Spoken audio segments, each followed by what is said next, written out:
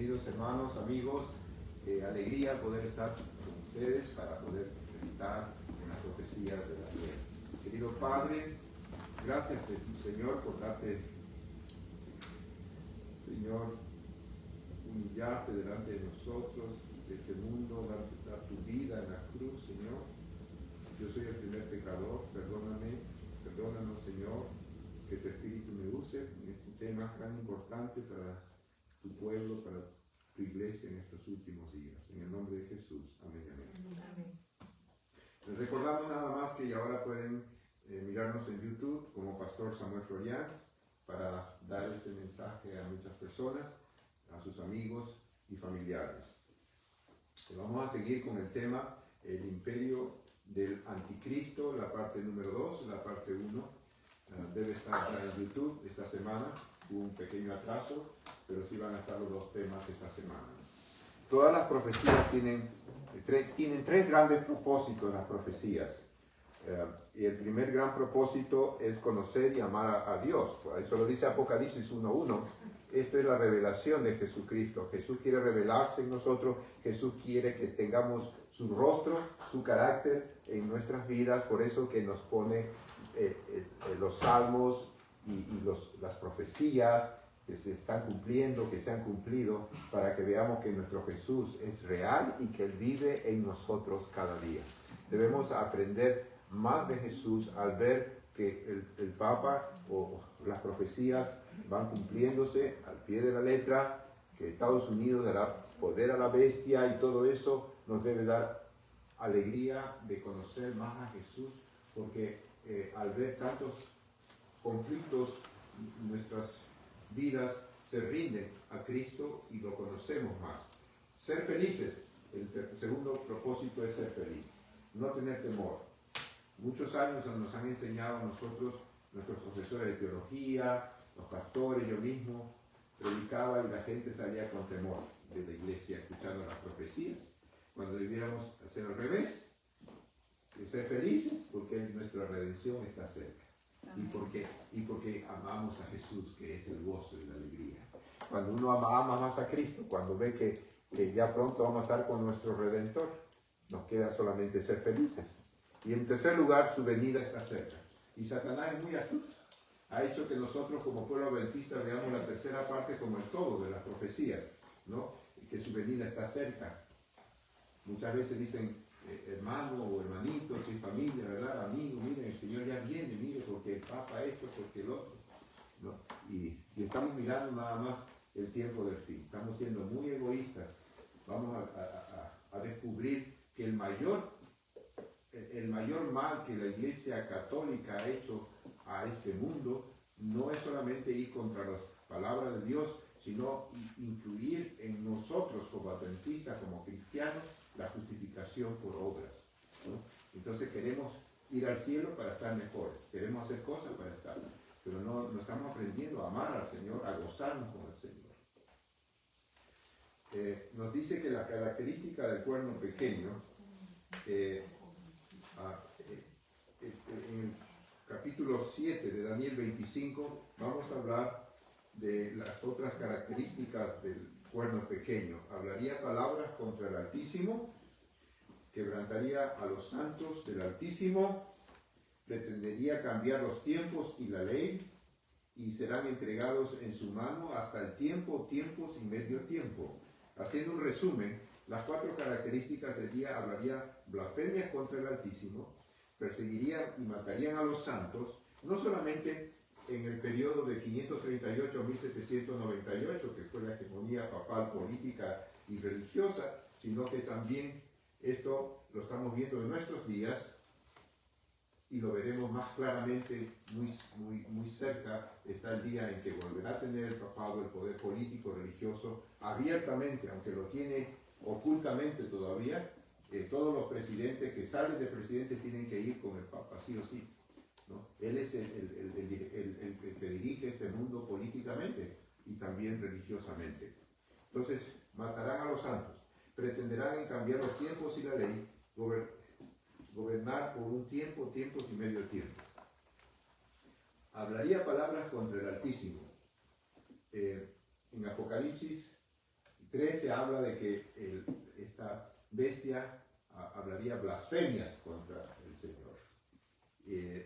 El papado ha cumplido y está cumpliendo esta profecía porque al perdonar los pecados,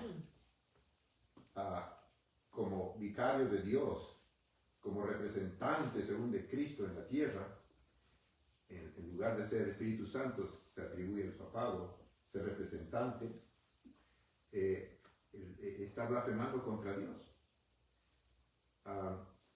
Tratar duramente a los santos, a los fieles que están lavándose en la sangre del Cordero. Satanás no va a perseguir a aquel que está con un pie en el mundo y un pie en la iglesia. Él va a perseguir a sus santos, a los que nos hemos entregado a Jesús de todo corazón y le servimos. Satanás está atrás del cuerno pequeño. Como sistema, el papado, la Iglesia Católica Romana, Apostólica, tuvo por muchos años la Santa Inquisición, que mató más personas que la Primera y Segunda Guerra Mundial. Eso está aquí. Hay muchos escritores históricos que hablan acerca de este tema.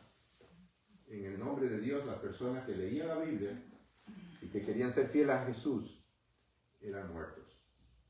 Imagínense. La Santa Inquisición. Satanás usa sus instrumentos.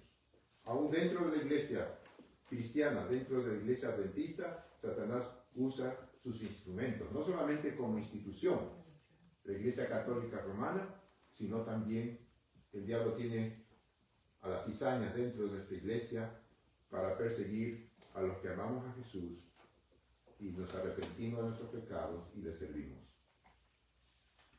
El que quiera vivir piadosamente sufrirá persecuciones. Pensará cambiar la ley, pensará cambiar la ley de Dios. Pero aquí hay algo muy importante. Abramos bien nuestros ojos. Dice, pastor, yo guardo el sábado según la Biblia, yo no guardo el domingo. Yo no estoy obedeciendo a lo que el papá está hablando del domingo en lugar del sábado. Y nos creemos que ya estamos del otro lado, cuando en realidad estamos siendo engañados.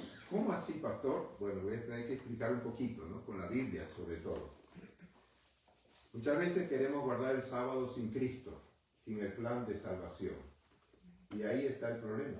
Queremos guardar el sábado porque hay que guardarlo, porque es de puesta de sol a puesta de sol, porque no hay que mirar la televisión el sábado, etc. Y pensamos que estamos guardando la ley de Dios y no el domingo, pero cuando nosotros dejamos de mirar al Cordero de Dios, y el Cordero de Dios es lo que nos motiva a guardar el sábado, ahí estamos guardando el sábado correctamente. Cuando guardamos el sábado sin el Cordero de Dios, no estamos guardando realmente el sábado. Miren ustedes, así dice la palabra de Dios. Y el séptimo es sábado, el Señor tu Dios. Ninguna obra harás tú, ni tu hijo, ni tu hija. El cuarto mandamiento de Éxodo 20, pero aquí está más explicado en Deuteronomio 5, 14 en adelante. Ninguna obra harás ni tu hijo, ni tu hija, ni tu esclavo, ni tu esclava, ni tu buey, ni tu asno, ni ningún animal tuyo, ni ningún peregrino que está dentro de tus puertas, para que descanse tu esclavo y tu esclava como tú. Acuérdate que dice el versículo 15, que no está en Éxodo 20. Aquí dice, acuérdate de que fuiste esclavo en la tierra de Egipto y que el Señor tu Dios te sacó de allí gracias al Cordero de Dios que quita el pecado del mundo. Acuérdate que el sábado es como para recordar tu creación y tu redención. Y muchas veces nosotros recordamos el sábado como que Dios lo creó, lo bendijo, lo santificó, pero no nos damos cuenta que el Cordero de Dios es la gran motivación para guardar el sábado. ¿Entienden, hermanos? Es muy importante esto, o sea que Satanás nos ha hecho que guardemos el sábado, pero incorrectamente. Entonces estamos guardando igual como el domingo, porque si no guardamos el sábado correctamente, no estamos guardando el sábado. Estamos pretendiendo guardar el sábado, pero se guarda el sábado cuando el Cordero de Dios está en tu corazón y por amor y con la ayuda del Cordero de Dios guardas el santo sábado de Dios. ¿Entienden, hermanos? ¿Estamos entendiendo? Gobernará por tiempos y la mitad de un tiempo. Esto tiene que llevar casi un sermón para explicar esto, ¿no? Pero nosotros sabemos que se trata del tiempo de 1260 años, del año 538, cuando oficialmente el Papa fue el líder político y religioso del mundo, hasta 1798. Él ponía y quitaba reyes, él mataba ahí, él tenía su ejército, el Papa tenía un ejército físico para luchar con las personas que iban en contra de sus doctrinas también. Terminó con la captura del Papa, aparentemente terminó, pero el papado ha estado actuando y sigue actuando y cada vez va a actuar más todavía. El cuerpo pequeño, el papado, surge luego de la caída de Roma imperial. Ahora, es bueno resaltar que muchas personas aman a Dios dentro de la Iglesia Católica Romana. Hay mucha gente sincera. Yo no estoy hablando de las personas, estoy hablando de las creencias, de la enseñanza de este sistema, que es el sistema de la Iglesia Católica Romana, que nos ha introducido, el mayor problema de la Iglesia es que nos ha introducido la justificación por obra, hasta cosas para pagar lo que Dios hizo por ti. Tuve el privilegio de conocer a una prima que hace rato nunca nos conocíamos, que éramos primos, ¿no? Y una de sus expresiones dijo ella, algo hay que hacer para pagar a Dios lo que Él nos ha hecho por nosotros, ¿verdad? Y esta persona creo que quería ser en un momento una monjita, ¿verdad? Y sin embargo, nos han metido Satanás eso. Guarda el sábado y está todo bien, no comes cerdo y está todo bien, no tomas alcohol y está todo bien, vas a ser salvo. Y cuando el mensaje de la iglesia lo decía, dice, Jesús está afuera, no está en tu corazón, arrepíntete, ¿verdad? Que así es el mensaje de la Odisea. No es el mismo el sistema, los individuos. En la Biblia se les diferentes nombres del papado. Miren, así dice, ¿quién es el anticristo? El cuerno pequeño. Daniel 11, el rey del norte. Apocalipsis 17, la ramera. En 2 de Tesalonicenses, el hombre de pecado. En Mateo dice la abominación asoladora, la bestia del Apocalipsis 13 y el anticristo en 1 de Juan 2, 18. La iglesia judía era como la iglesia apostólica romana. Pero sin embargo había gente linda dentro de la iglesia judía. No todos estaban perdidos, no todos eran sepulcros blanqueados, serpientes, ¿no? Venenosas. Como entidad, como organización, la iglesia apóstata abandonó las enseñanzas de Dios, porque el único representante en la tierra ahorita es el Espíritu Santo, no es el Papa, no es ninguna persona. ¿A quién tenemos que pedir perdón? A Jesús. No, ustedes van a las iglesias católicas, todas tienen su confesional. ¿Va para confesionarse? Para pedir perdón. Eso le corresponde a Dios. Como entidad, como organización, la iglesia es apóstol. Jesús denunció este sistema, ¿no? Jesús denunció a los judíos de su época sistema, hipócritas, asesinos, guía de ciegos, sepulcros blanqueados, generación de víboras. Es tremendo. Hermano, y no vayamos a un terreno personal. Si nosotros guardamos el sábado como los judíos, que no querían ni escupir para no profanar el sábado, sin Jesús, estamos siendo sepulcros blanqueados. Estamos dentro de esta categoría, hipócritas, asesinos, porque venimos a la iglesia a guardar el sábado, estamos odiando a nuestro hermano. El que odia a su hermano es un asesino. Hermano, si Cristo está formado en tu corazón, tú tienes que perdonar a tus enemigos. No tiene que haber enemigos en tu vida, porque Jesús no puede morar donde hay odio, donde hay un pecado acariciado. Estaban los 12 apóstoles, eran un remanente fiel. Nicodemo se convirtió a Jesús, José de Arimatea, la misma María Magdalena, ¿verdad? En el Pentecostés, etc. El sistema era apóstata, pero habían hijos de Dios, así también. En las iglesias evangélicas apóstatas que seguían, porque ellos todos guardan el domingo, igual que la iglesia católica. Y todos tienen también la salvación por obra, y la iglesia adventista también. La mayoría de nosotros, nuestros hermanos, recién en estos últimos años está abriendo la justificación por la fe, que ya tanto el Señor mostró a su iglesia en 1888 en adelante, ¿verdad? O antes, por la sierva de Dios también. Ahora, este sistema representa el cuerno pequeño. ¿Cuándo surgió esta iglesia católica? ¿Cuándo tuvo ese poder? Dice aquí, cuando empezó el papado a ser un poder político religioso, perdón la pregunta, es en el año 538, tras la expulsión de los ostrogodos, el papa se consolidó como el líder religioso y político. Más tarde se le dio al papa el mismo título de deidad, Señor Dios el Papa, y fue considerado infalible. Mire, Señor Dios el Papa. Hay muchos escritos que lo dicen eso, ¿no? Infalible, visto verdaderamente como Dios y hombre. Y el Papa es como nosotros. No hay ningún Dios, ningún hombre. Es hombre, pero no como Dios. Eso no es así, de acuerdo a la Biblia. Leemos que debido a que la Biblia ensalza a Dios y coloca a los hombres seres finitos en su verdadero sitio, por consiguiente hay que esconder y suprimir sus verdades sagradas. Acá hay una nota del conflicto de los siglos, lo que la sierva de Dios buscó inspiración de Dios y también de la historia, ¿no? Que ellos escondieron la Biblia porque la Biblia habla en contra de que un ser humano sea considerado como Dios. Entonces, esta fue la lógica que adoptó la Iglesia romana por centenares de años. Fue prohibida la circulación de la Biblia.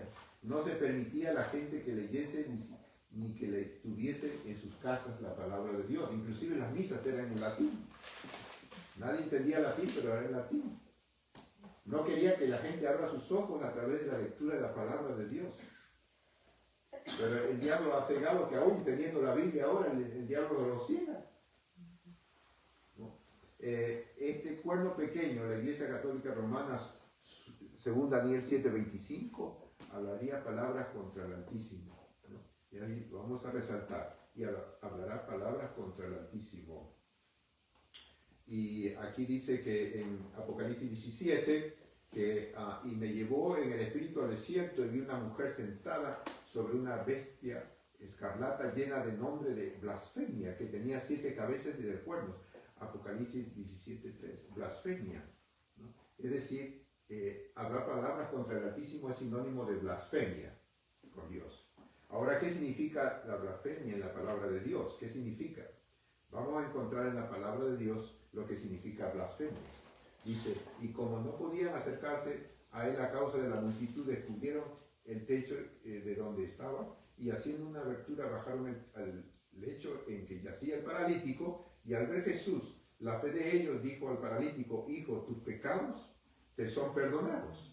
¿Y qué pasó con los judíos que estaban ahí? Y entonces dice, estaban ahí sentados algunos de los escribas, los cuales cavilaban en sus corazones, ¿por qué habla este así? Blasfemias, dice. ¿Quién puede perdonar los pecados sino Dios? Para la Biblia, blasfemia, según el concepto de los judíos en esa época, eran los que podían perdonar los pecados de Dios, los pecados de los hombres, perdón. Y por lo tanto, si el Papa y el sacerdote, la Iglesia Católica, pueden perdonar tus pecados, está blasfemiando, está hablando contra el Altísimo. Está tomando el lugar de Dios, del Espíritu Santo, de Jesús. El papado profesa que él puede perdonar los pecados. Se puede entrar a las iglesias a encontrar un confesionario, ¿no? Donde la gente va a confesar sus pecados. Eso no es de Dios, no está en la Biblia, eso es del diablo. ¿A quién podemos confesar si no es a Jesús? La blasfemia es decir como el papado que tiene poder de perdonar pecados, blasfemia contra el Señor. Dice, la blasfemia es hacerse pasar también como Dios. No solamente tratar de perdonar pecados es blasfemia, sino solamente Cristo puede perdonar, sino también tomar el lugar de Dios. Dice que yo soy el Padre, y dice, yo y el Padre uno somos. Entonces los judíos volvieron a tomar piedras para apedrearle. Y Jesús le respondió, muchas buenas obras os he mostrado de mi Padre, por cual ellas me apedreáis. Y entonces sigue diciendo, le respondieron los judíos diciendo, por buena obra no te apedreamos, sino por la blasfemia, porque tú siendo hombre te haces Dios. Blasfemia para Dios no solamente perdonar pecados, sino tomar el lugar de Dios. Jesús es el único representante del Padre y no un hombre. Profesar ser Dios en la tierra es ser blasfemo, como es la institución católica romana que pone al Papa como Dios. El papado durante el 538 y 1798, mientras gobernaba, se le llamaba Dios en la tierra. Profesaban ser el vicario de Dios en la tierra, el que ocupa el lugar de Cristo en la tierra. Miren ustedes, ¿no? Vicario, el Cristo en la tierra. Eso es diabólico. El único, tomar el lugar de Jesús, es tremendo.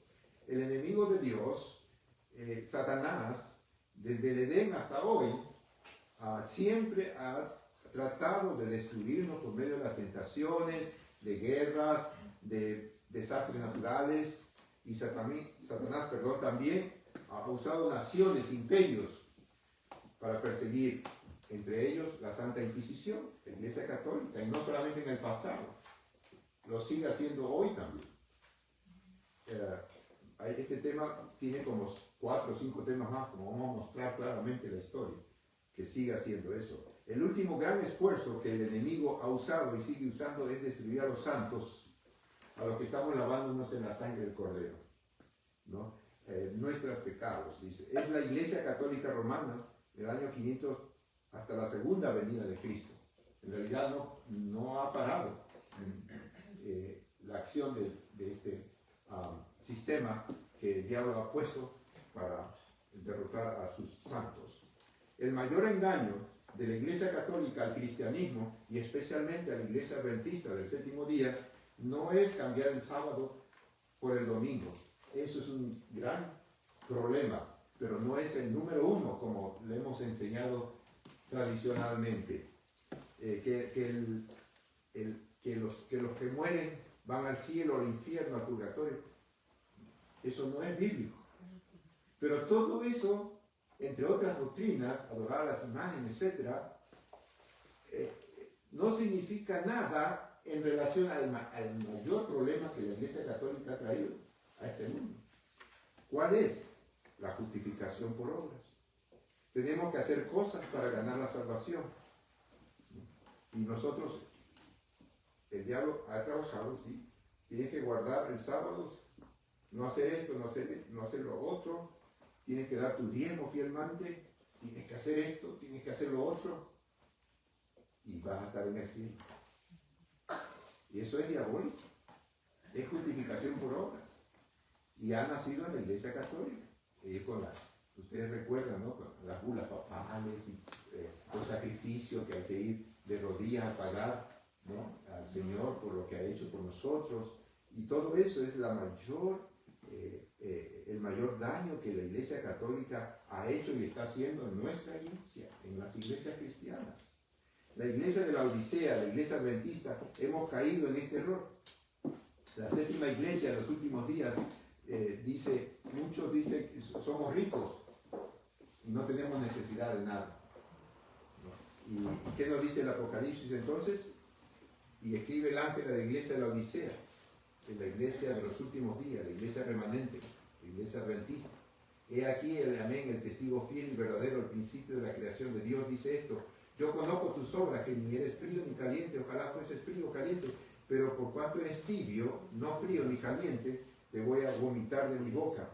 Porque tú dices, yo soy rico, yo tengo mucha doctrina, 28 puntos de doctrina. Cuando yo estaba empezando mi carrera como pastor en Salta, Argentina, nos reunimos los líderes religiosos de la ciudad. Entre ellos el judío era el que nos reunía a todos. Y el judío dice, bueno, hablen cada uno sus doctrinas de sus iglesias. Y nadie podía hablar Porque cada iglesia evangélica creía Jesús salva y Jesús salva. Y yo les presenté los 28 puntos de doctrina a nuestra iglesia, ¿no?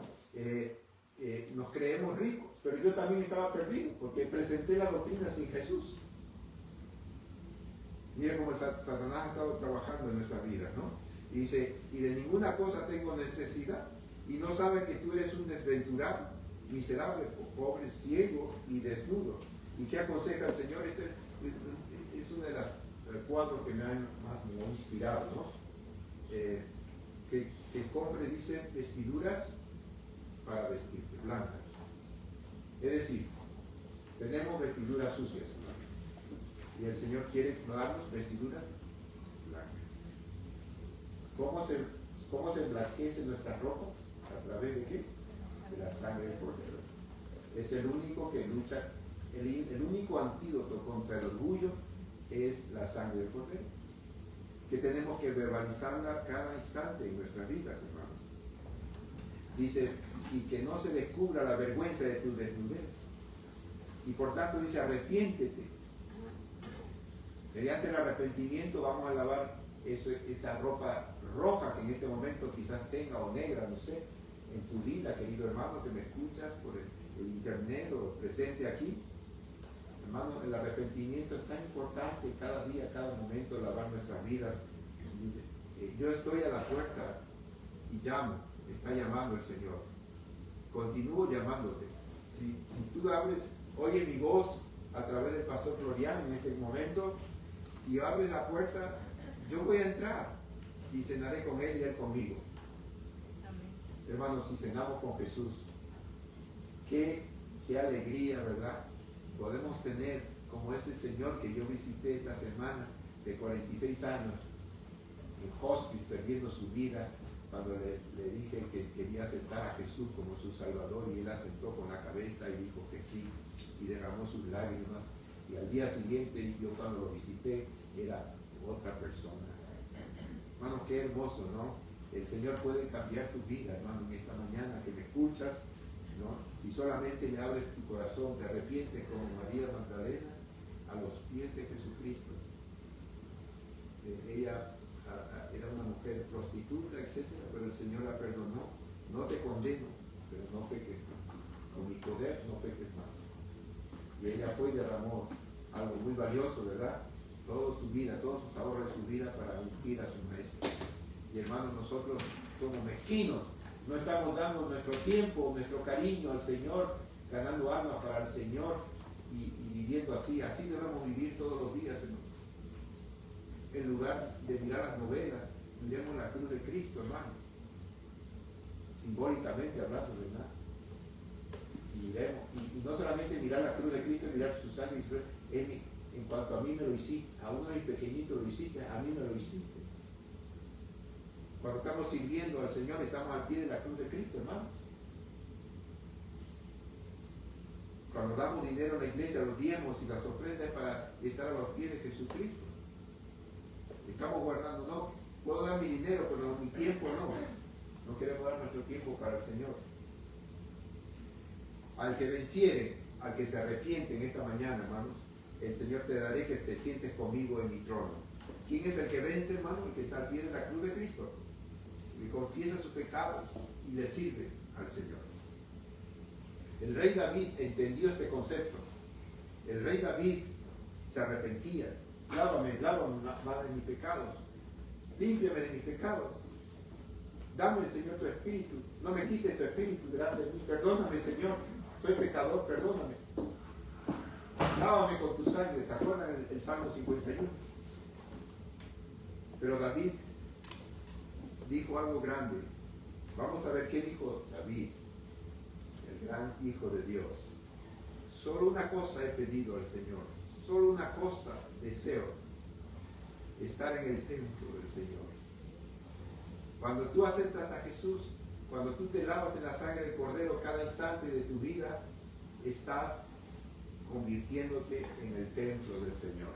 Cuando tú te arrepientes, el Señor viene a vivir contigo y es el templo del Señor. ¿Ok?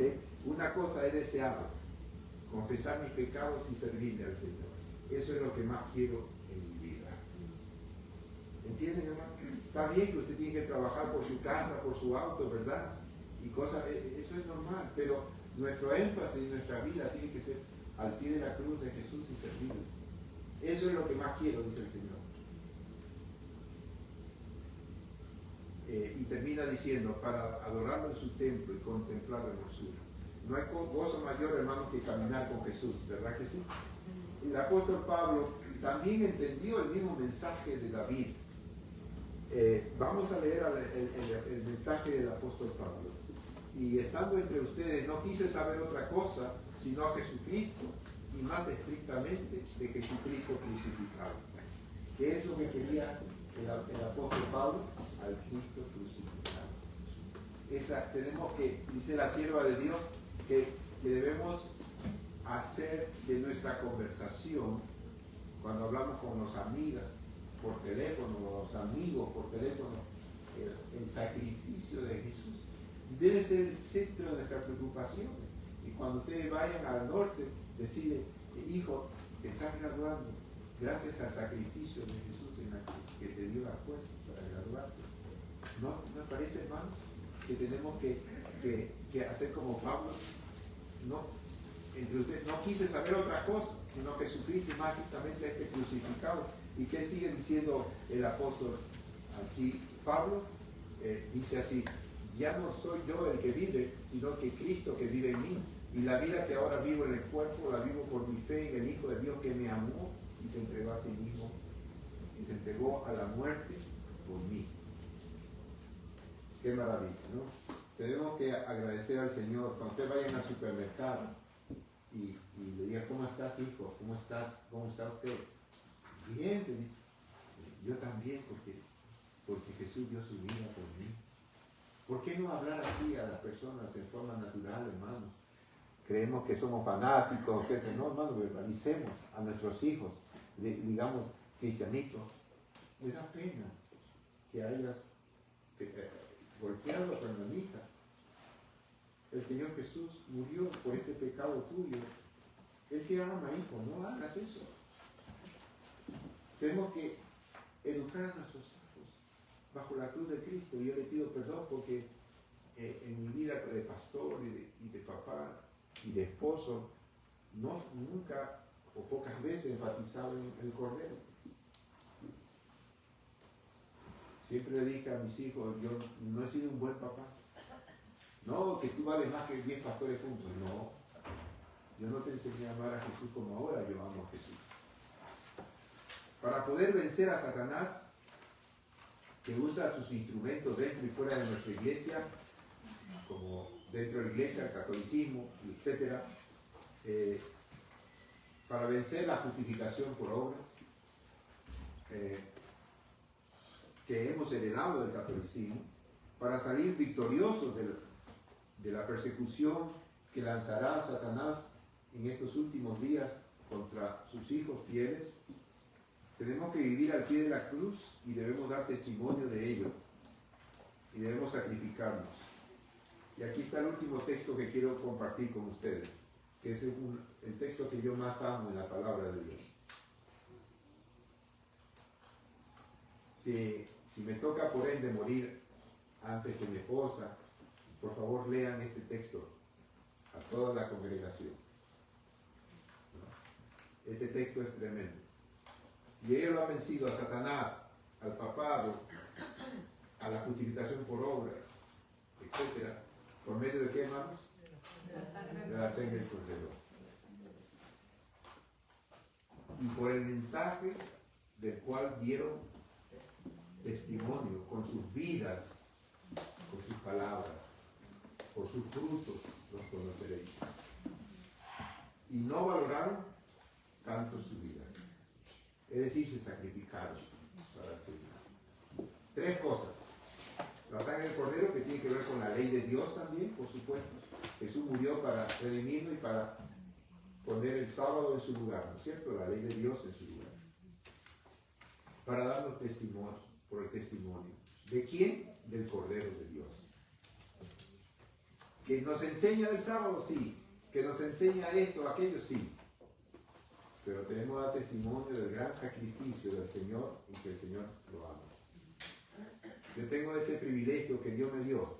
En la semana, si son 10, 15, 12 o más veces que le pido a las personas que entreguen su vida a Cristo, que se laven en la sangre del Cordero. Y varias de esas, no muchas, pero varias de esas mueren después de mi visita, porque son pacientes moribundos que yo visito en hospice. Hermanos, qué maravilla. La sangre del Cordero hace la diferencia. Yo le digo a una señora y él ya, ¿tú amas al Señor? Has confesado tus pecados, sirve al Señor. Ya estás lista, hija, para ir con Jesús, descansar en Jesús. Si Él te puede sanar, pero tú puedes descansar en Cristo. ¿No? Y muchos de ellos, la familia responde positivamente al llamado también.